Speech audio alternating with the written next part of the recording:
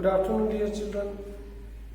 It is the second topic, that is sources of history. We are going to begin now. I have taught you topic number 1. Title of the topic was the Indian subcontinent and history. I request you to go through the video as well as textbook if you have, and solve the questions which are explained in my last lecture. Solve those questions and please send me on my WhatsApp number so that I would check and I would say my impressions to the concerning.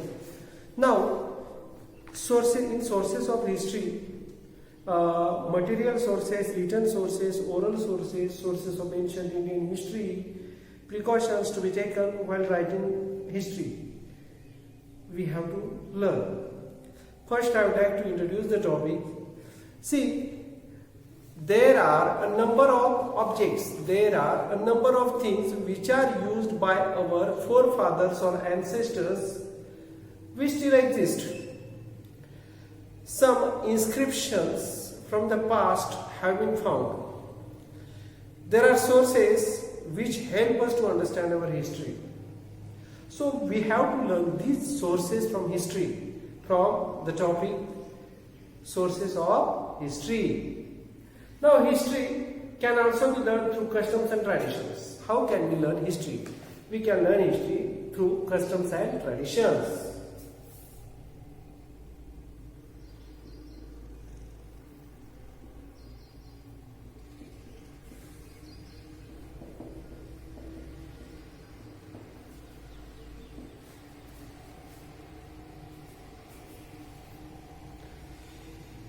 All these customs and traditions can be known to us through folk arts, folk literature, as well as historical documents. Now, all these are known as sources of history, and these are of three types: material sources, written sources, and oral sources. There are three sources which enable us to learn history. They are material, written, and oral sources. But first I would like to write, see, which are the customs and traditions. Customs, traditions, folk arts, folk literature, as well as historical documents. Now, we have to learn the first ever source, and that is material sources.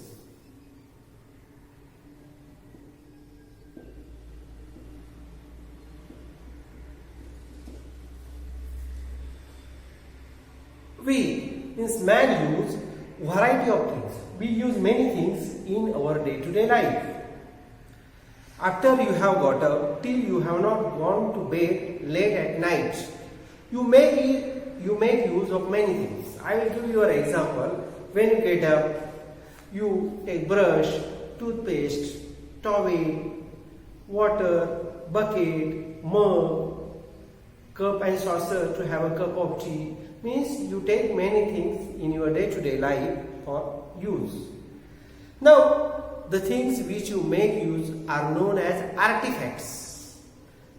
Whichever things we use in our day-to-day life is known as artifacts. Now, artifacts are used by humans in the past.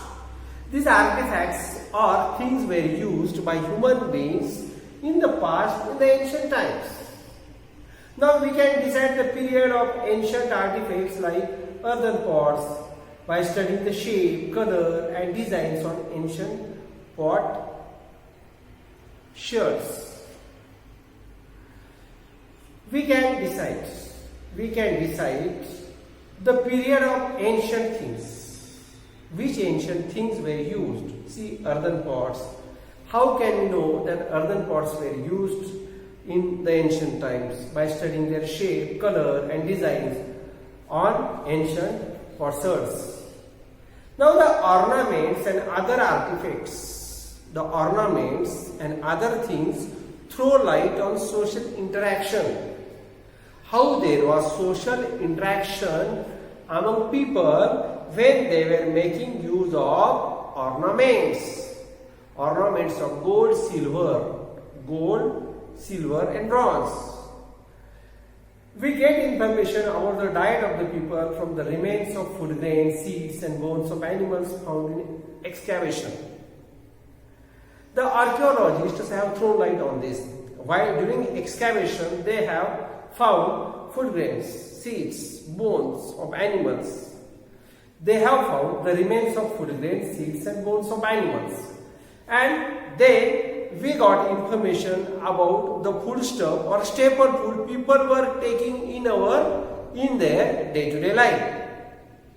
Also, we find the remains of houses. During excavations, we found the remaining parts of houses and buildings. And these houses and buildings were built up during different historical periods. We also found ancient coins and seals, and all these things give us information. All these things give us information about human activities, about daily human activities in the past. Now all such artifacts, articles, historical monuments, places of visit or their remaining parts or ruins are called the material sources of history. In material sources, artifacts, articles,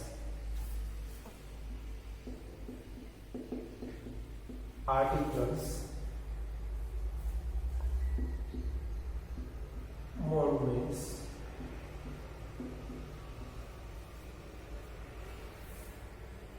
or their ruins. It is known as material sources.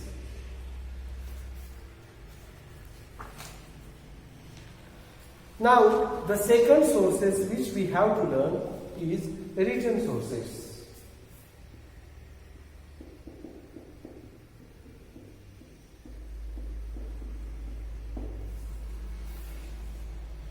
The Stone Age people have recorded many events. The people, those who were living in the Stone Age, are known as the Stone Age people.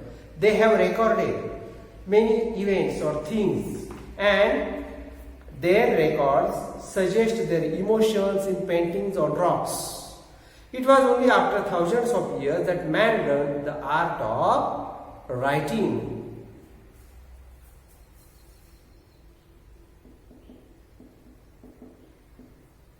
Paintings. In the beginning, humans used symbols and signs to record their thoughts and ideas. Means when it was the first time, when it was the beginning, human beings made use of symbols and signs to write down and throw light on their thoughts and ideas. However, it took thousands of years for a script to develop from these. But these thoughts and ideas were transformed into a script, transformed into language after thousands of years. It means it was a long-lasting process. In the beginning, man wrote on potsherds, on baked bricks, and he used pointed objects. He also made use of birch.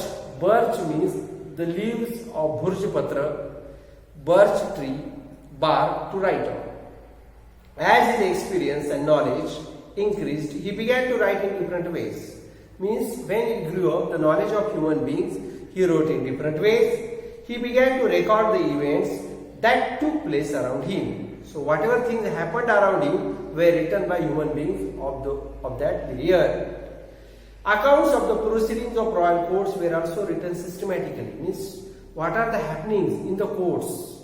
What are the events took place in the courts were also recorded in the form of scripts. It was written systematically. Many rulers had their orders, judicial decisions, donations, and they were inscribed on stone. It means they were carved out on a stone, they were written on a stone, or they were carved out on copper plates. They were written on copper plates. Over a period of time, many forms of literature came into existence. Many types of literature developed.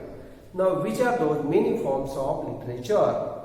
Books on religious and social subjects, plays, poetry, travelogues, and scientific works. All this literature helps us to understand the history of the various historical periods. These sources are known as the written sources of history. All these are written sources. So I would like to write down which are the written sources.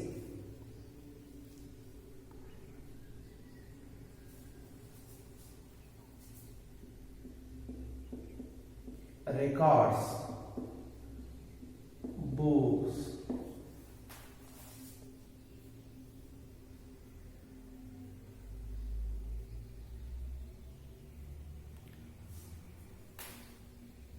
plays, poetry,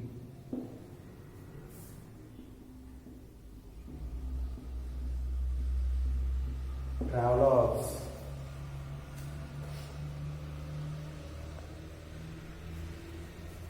scientific works.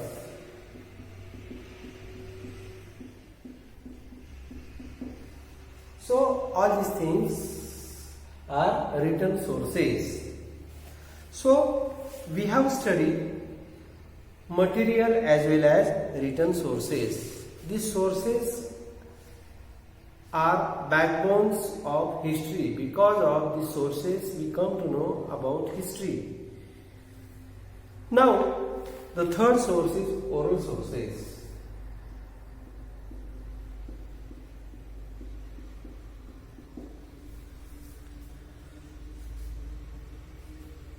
Can you tell, though you are not present here, can you remember which could be the oral sources? Ovies, folk songs, folk tales and similar literature is transferred from one generation to another generation.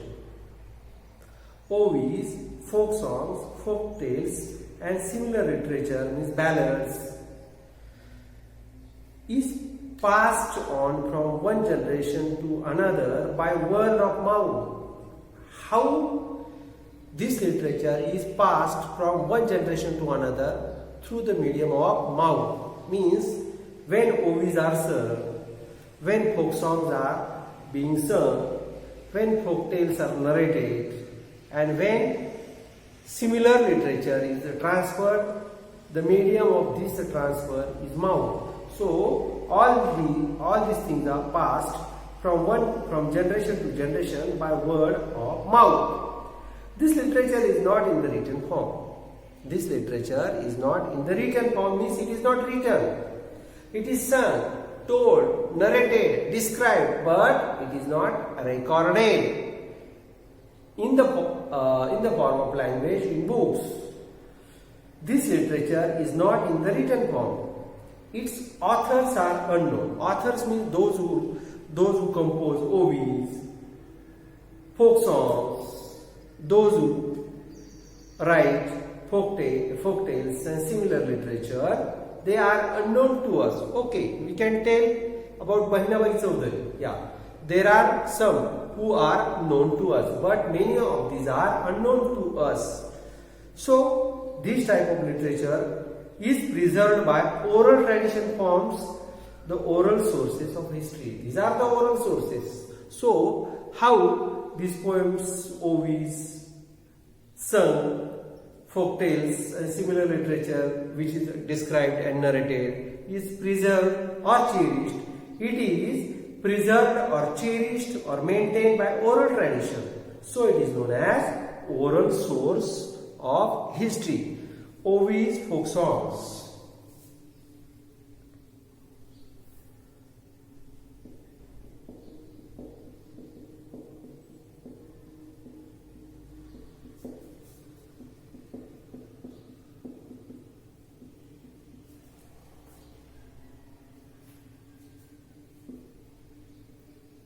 Ovies, folk songs, folk tales and similar literature.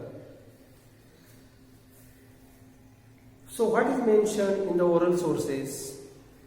Ovies, folk songs, folk tales, and similar literature.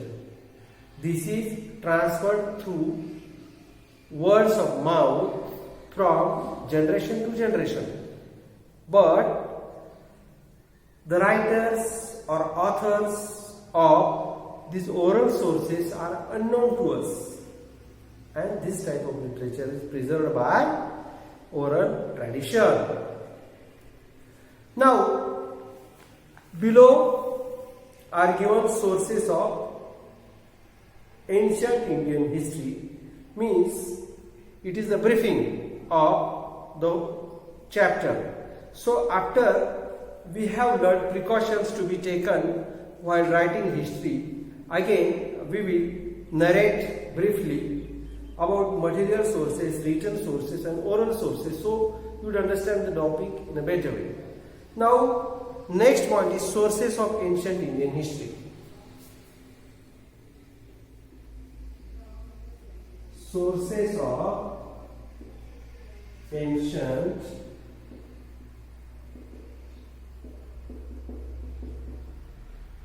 history. What are the sources of ancient Indian history? The ancient period of Indian history extends from the Stone Age to the 8th century Christian era. Stone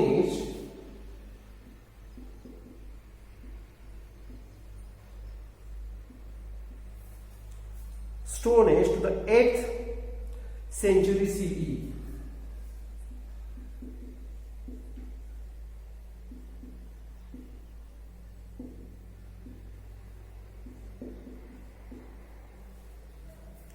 So this is the period Stone Age to 8th century Christian era. It is the period of the ancient Indian history. Now we learn about the Stone Age period of Indian history through archaeological excavations. Now this is the Stone Age, but how did we come to know about the Stone Age? How did we understand about the Stone Age? We came to know about the Stone Age through archaeological excavations. Archaeological excavations.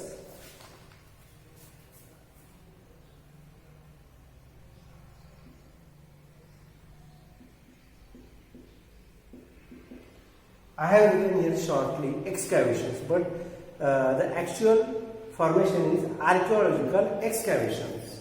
So we came to know about the Stone Age through archaeological excavations. Since scripts had not developed at that time, but scripts, the mode of writing, where, scripts or languages were not developed at that time, no written sources were available. No written sources are available. But information about the ancient period from 1500 before Christian era onwards can be obtained or derived from Vedic literature. But if you have to secure information, we can obtain it from Vedic literature. Vedic literature. Vedic literature is a prominent point, an important point to secure information. The Vedas were not in the written form. So how did we understand about the Vedas when they were not in the written form? The ancient Indians had developed the technique of memorizing and reciting them. The ancient Indians were learning something wholeheartedly, and afterwards they would remember and recite it. The ancient Indians had developed this art. The Vedas were written down later on, but after this the Vedas were written. The Vedas and the post-Vedic literature form an important source of ancient Indian history. The Vedas and post-Vedic literature. The Vedas and the post-Vedic literature develop an important source of ancient Indian history. So it is a source. The Vedas is a source. The post-Vedic literature is also a source. Ancient Indian history has become rich because of the Vedas and the post-Vedic literature. Now, what does it include in the Vedas and the post-Vedic literature? Brahmanas, the Upanishads, the epics, Ramayana and Mahabharata. So, these writings include the Vedas and the post-Vedic literature. Brahmanas, the Upanishads, the epics. Which are the epics? Which are the holy poetical books? Ramayana and Mahabharata. The Jain and Buddhist literature. Also, literature of the Jains, literature of the Buddhist people, plays, poems, stone and pillar inscriptions, means whatever is inscribed, whatever is carved out in the form of writing on the stones and pillars is known as stone and pillar inscriptions. Travelogues of foreign travelers. Yuan Sheng was a Chinese foreign traveler. He had visited the land of India. He had written his accounts of travel. He had written the accounts of his traveling in a book, and it is known as a travelogue. A book which describes one's experiences of a journey is known as a travelogue. We also learn about ancient Indian history. We also come to know about ancient Indian history through material sources. And which are those material sources? Archaeological remains, ancient monuments and coins. And these things are found in excavations. Excavation means we dig out. Excavations means the archaeologist has his team. See, those who are assistants of the archaeologists visit a site and dig out a portion which is very important to know the sources of history, and this total function or this total work is known as excavation. So archaeological remains, ancient monuments and coins were found in excavations. So these are the sources of ancient Indian history. So my dear boys, so far what we have learned in sources of history. See, customs and traditions. We have learned customs and traditions, folk arts, folk literature. Then we had to learn material sources, written sources and oral sources. We began today's course of lecture with material sources. In material sources I have written briefly artifacts, articles, monuments and their ruins, means the remaining things after the building was transformed into debris, or when the building had come down, when it was broken into pieces. Then we turn up to written sources. In written sources we had taken stock, or we had taken account of painting, records, books, plays, poetry, travelogue, scientific works. These things we learned. It was oral sources, ovies, folk song, folk tales, similar literature we studied. Sources of ancient Indian history means it was divided into Stone Age to 8th century. It was the period of ancient Indian history, means confines from Stone Age to 8th century Christian era. So Vedic literature is also there, on which we try to throw focus. Now, precautions to be taken while writing history. What precautions should we take when we have to write history? Which is the necessary thing? What is necessary to take care while writing history? See, it is necessary to take precautions. It is necessary to take care while writing these sources to write history. A written document cannot be said to be authentic just because it is old. If you have found a written document and you say that it is a written document which was written 50 or 100 years before, and you cannot say that it is true because it is old. You cannot put your 100% belief in the documents which you have found as it was old. We cannot put trust on it as it was written some 10, 50, 100 or 200 years back. It needs to be examined critically. Suppose you have found such documents, suppose you have got such literature which was written 50 or 100 years before, it should be examined critically, it should be checked thoroughly. as to who wrote it. Means what are the things of checking? Who wrote that literature? Why was it written? When it was written? All these things. You should ask these questions. Who wrote this literature that you found? Why did he write it? When did he write it? All these questions should be asked. And when you get satisfactory answers, then you can think that it is genuine or authentic one. The conclusions drawn on the basis of various genuine documents have to be cross-checked. How you have to come to conclusions while inspecting these documents which you have found? You have to compare the document that you have found with several other original or true documents. You have to find out.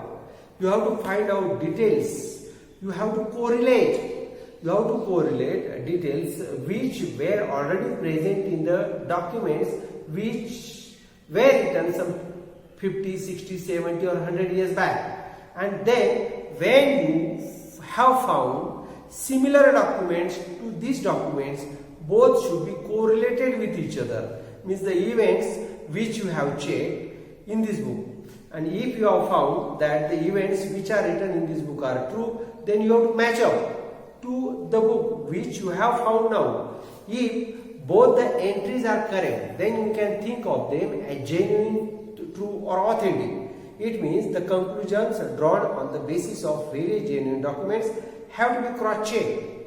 You have to check the entries of these documents with this. It means you have to cross-check it and you have to corroborate it with one another. You have to find whether the same things have been written in both the books. It helps you to find the authenticity of the book which you have found recently. Such critical analysis is very important. Such genuine, such thorough checking is very important in the writing of history.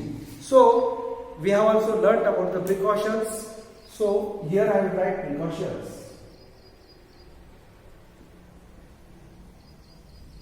Precautions, cross-checking.